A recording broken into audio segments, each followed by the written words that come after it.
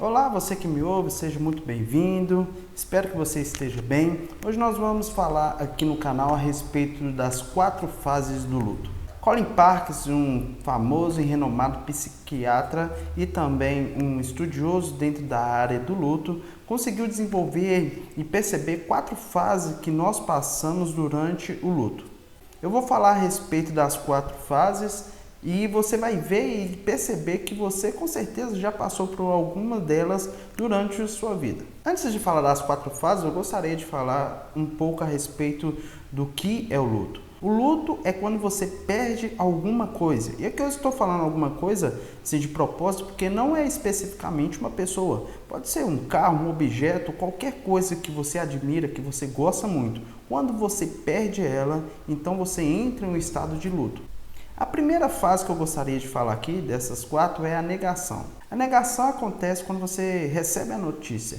Ela é como se fosse o para-choque desse momento difícil que você vai passar. É como se fosse um colchão em que você está em uma queda e ele dá uma amortecida. Ou seja, ele é um mecanismo de defesa para que você consiga suportar essa perda sua. Não sei se você já reparou, já aconteceu com você, ou já viu alguma pessoa fazendo isso, quando ela recebe uma notícia que algum ente querido dela morreu, e normalmente a primeira reação é eu não acredito, e às vezes a pessoa durante o caminho, onde que ela vai ao encontro do corpo daquela pessoa, ela vai com aquela sensação de só pode ser uma pegadinha, não é possível que meu pai, minha mãe, não é possível que meu amigo morreu, eu vi ele ontem, eu vi ele há 30 minutos atrás. Então esse estado de negação ele é muito evidente, a gente percebe isso principalmente trazendo aqui o luto de um ente querido, mas também algum tipo de objeto, um carro roubado, você vai, olha e não consegue ver o carro e você pensa, só pode ser pegadinha, deve ser meus amigos que estão brincando comigo.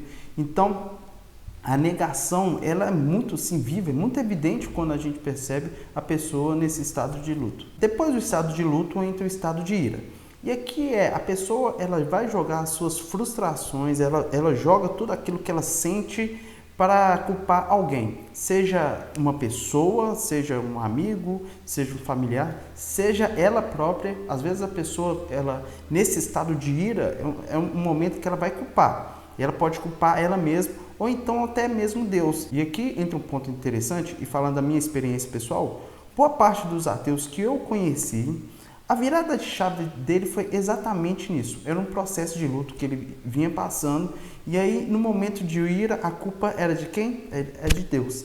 Então, em muitos momentos, nessa fase de ira, a pessoa joga a culpa para Deus, porque a culpa é o seguinte: quem que deveria proteger, guardar a pessoa ou o objeto não guardou. Então a nossa ira se volta totalmente para essa pessoa. Então talvez um ente querido seu que faleceu, e aí depois de você passar por esse momento de negação, você volta totalmente para Deus e por que que o Senhor não protegeu o meu filho, minha mãe? Por que o Senhor não guardou? Porque ele não está mais aqui comigo? Por que não protegeu o meu carro? Ou se não for Deus, por que que o segurança não protegeu o meu carro? A polícia?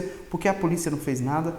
É claro que a gente não pode tirar as responsabilidades de cada pessoa, mas o fato é que nessa fase você vai se irar e vai colocar a culpa em alguém. Seja esse alguém Deus, seja esse alguém você mesmo, seja esse alguém uma outra pessoa.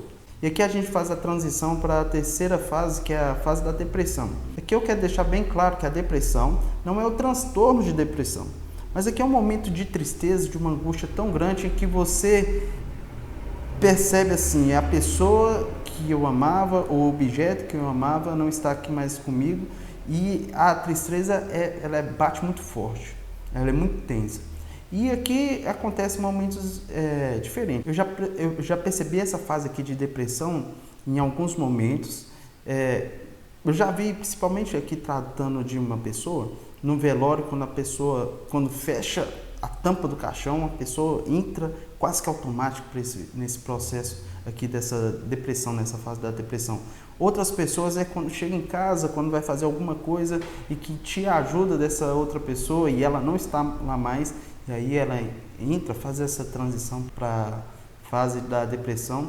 Outras pessoas são poucos minutos depois que ela passa pela negação e já vem a ira, e logo depois já começa essa fase dessa tristeza muito grande. E aqui é a fase que a pessoa entende a magnitude do que aconteceu.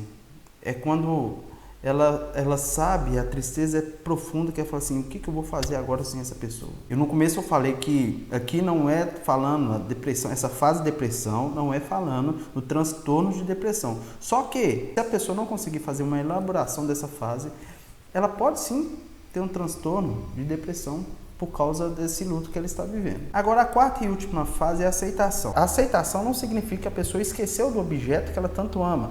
Não significa que ela esqueceu daquilo, da pessoa que ela tanto ama.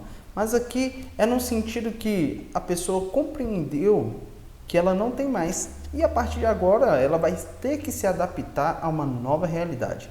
E aqui ela já começa a voltar a trabalhar normalmente, começa a sentir prazeres em outras coisas, já consegue sorrir. Então esse momento que ela entende que realmente eu não tenho mais, não tem como fazer mais nada.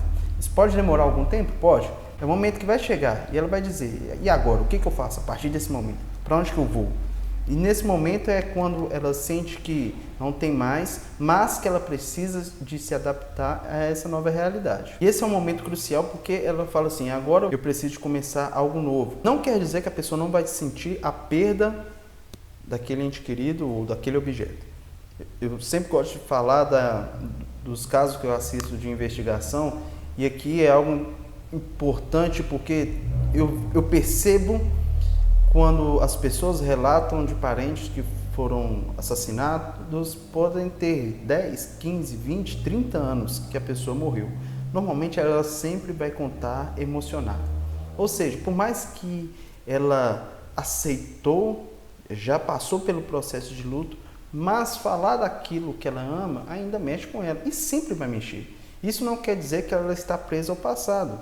Isso quer dizer que essas lembranças estão normais, estão ativas e vai acontecer. A questão é, a aceitação é você conseguir elaborar isso, conseguir dar continuidade na sua vida.